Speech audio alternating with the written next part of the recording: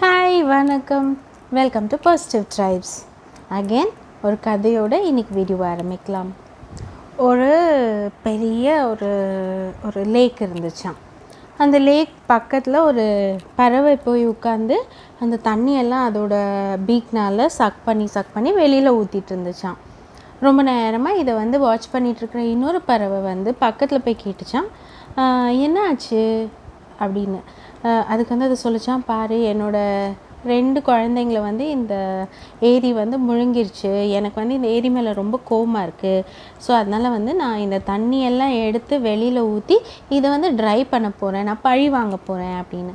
அப்போ இந்த பறவைக்கு ரொம்ப சிரிப்பு வந்துச்சான். அது எப்படி முடியும்? இத்தினோண்டு குட்டி பறவை, இவ்வளோ பெரிய ஒரு லேக் இருக்குது, இது எப்படி பண்ண முடியும் அப்படின்னு அதுக்கு ரொம்ப காமெடியாக இருந்துச்சான். ஆனாலும் சிரிக்கக்கூடாது, ஏன்னா நண்பர்கள் இல்லையா 2 பேரும்.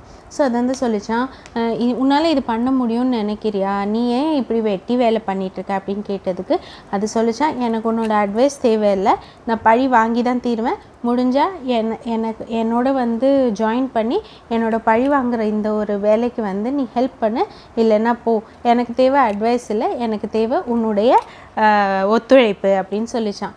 சரி, ஓகே சொன்னால் புரிய போகிறதில்ல. நான் அந்த பறவையும் ஃப்ரெண்டை விட்டு கொடுக்காம தண்ணியை உறிஞ்சு ஊற்ற ஆரம்பிச்சிச்சான். ஸோ இந்த 2 பறவைகள் தண்ணியை உறிஞ்சு ஊற்றிட்டு இருந்துச்சான். இதெல்லாம் பார்த்த ஒரு பறவையாக என்ன பண்ணுறீங்க அப்படின்னு கேட்டப்போ எல்லாமே இதுதான் சொல்லிச்சான், இந்த மாதிரி நாங்கள் பழி வாங்க போகிறோன்னு. அதே மாதிரி அது எப்படி உங்களால் முடியும்னு கேட்குறப்போ, எங்களுக்கு இப்போது எந்த ஒரு அட்வைஸும் தேவையில்லை, முடிஞ்சால் எங்களுக்கு உதவி பண்ணு அப்படின்னு சொல்லி இந்த ஒரு பெரிய பறவை கூட்டம் சேர்ந்துருச்சான்.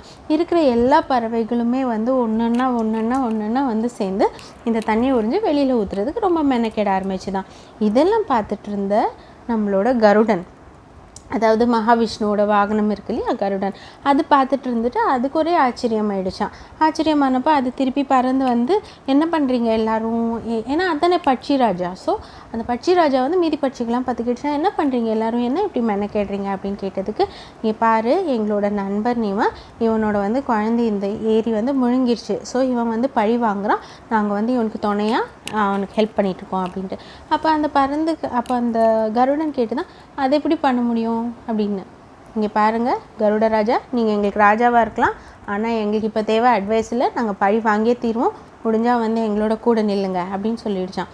அப்போ ஒரு பியர் கம்பல்ஷன் இல்லையா, எல்லோரும் பண்ணிகிட்ருக்காங்க. நம்ம நம்மளோட பிரஜைகளுக்கு, அதாவது நான் தான் ராஜா, ஸோ என்னோடய மக்களுக்கு நான் துணை நிற்கணும், கருடனும் சேர்ந்து பண்ணலாம் அப்படின்ட்டு மகாவிஷ்ணு கிட்ட சொல்ல போச்சா. மகாவிஷ்ணு, இந்த மாதிரி நான் இந்த பறவை பழி வாங்க போகுது, நான் அதுக்கு துணையாக நிற்கிறேன், அதனால் நான் போகிறேன் அப்படின்னு. அப்போ மகாவிஷ்ணு சொன்னாரா, என்னது நீ போறியா, நீ போனால் என் வேலைகளெல்லாம் நின்று போயிடுமே அப்படின்னு.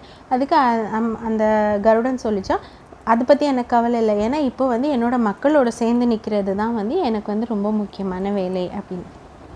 அப்போ மகாவிஷ்ணு சொன்னாரா, இங்கே பாரு அவங்களுக்கெல்லாம் தான் அறிவு இல்லை, உனக்குமா இல்லை, அது எப்படி முடியும் அப்படின்னு கேட்டதுக்கு இந்த கருடன் மகாவிஷ்ணு பார்த்து சொல்லிட்டான், மகாவிஷ்ணு எனக்கு இப்போ அட்வைஸ் தேவையில்லை, முடிஞ்சால் எங்களுக்கு உதவி பண்ணுங்க அப்படின்னு சொல்லிட்டு பறந்து போயிடுச்சான். இப்போ இது மகாவிஷ்ணுக்கும் பெரிய கம்பல்ஷன் ஆகிடுச்சு. ஸோ அவரும் அந்த அதாவது அந்த ஏரியை ட்ரை பண்ணுறதுக்கு போய் ஹெல்ப் பண்ண போனாராம். இதை பார்த்து பயந்து அந்த ஏரி சொல்லிச்சான், ஐயோ வேண்டாம், நான் உன்னோட குழந்தைங்கள திருப்பி கொடுத்துருந்தேன் அப்படின்ட்டு அது முழுங்கின அந்த பறவையோட 2 குட்டி குஞ்சுகளை திருப்பி அதுக்கிட்ட கொடுத்துருச்சான். இது ஒரு அன்ரியலிஸ்டிக் ஸ்டோரி, ஒரு இமேஜினரி ஸ்டோரி தான். பட் ஆனால் கூட பல சமயங்களில் நமக்கு கூட லைஃப்பில் யாரோட அட்வைஸும் தேவை இருக்காது. யாராவது ஒருத்தர் நம்ம கூட பக்கபலமாக மாரல் சப்போர்ட்டாக நின்னாலே நம்மளால் எந்த விதமான சுச்சுவேஷனையுமே எதிர்கொள்ள முடியும். அதனால் உங்களோட நண்பர்களோ இல்லை யாராவது உங்களை நம்பி அவங்களோட பிரச்சனைகளை சொல்கிறாங்கன்னு வச்சுக்கோங்களேன், உடனே நமக்கு எல்லாம் தெரியுங்கிற மாதிரி அட்வைஸ் பண்ண போகாதீங்க. அவங்களுக்கு தேவை அட்வைஸ் இல்லை, ஏன்னா அந்த மாதிரி பல சுச்சுவேஷன்ஸை அவங்க லைஃப்பில் ஆல்ரெடி ஃபேஸ் பண்ணியிருப்பாங்க. இப்போ ஒன் மோர் டைம் அவங்க ஃபேஸ் பண்ணியிருப்பாங்க. அந்த நேரத்தில் அவங்களுக்கு அந்த சுச்சுவேஷனை ஃபேஸ் பண்ண தெரியாமல் இல்லை, பட் ஒரு ஒரு தயக்கம், ஒரு நடுக்கம், ஒரு இன்செக்யூர் ஃபீலிங், இந்த மாதிரி என்ன வேணால் இருக்கலாம். அந்த மாதிரி சுச்சுவேஷனை அவங்களுக்கு தேவை உங்களோட சப்போர்ட்டிவ் வழியாக, உங்களோட அட்வைஸ் கிடையாது. ஸோ எப்பயுமே எல்லா சந்தர்ப்பத்திலையும் எல்லாருக்கும் உங்களோட அட்வைஸ் தேவைன்னு கிடையாது, உங்களோட துணை தேவையாக கூட இருக்கலாம்.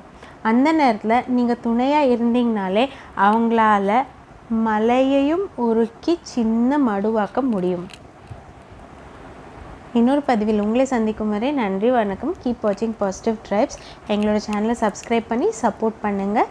இந்த மாதிரி சில நல்ல கருத்துக்கள் நிறைய பேருக்கு தேவைப்படலாம். நீங்கள் சப்ஸ்கிரைப் பண்ணிங்கன்னா அது நிறைய பேர் ரீச் பண்ணுறதுக்கு ஹெல்ப்ஃபுல்லாக இருக்கும், நிறைய பேருக்கு உபயோகப்படும். இதில் வேறு எந்த இன்டென்ஷனும் இல்லை. நன்றி, வணக்கம்.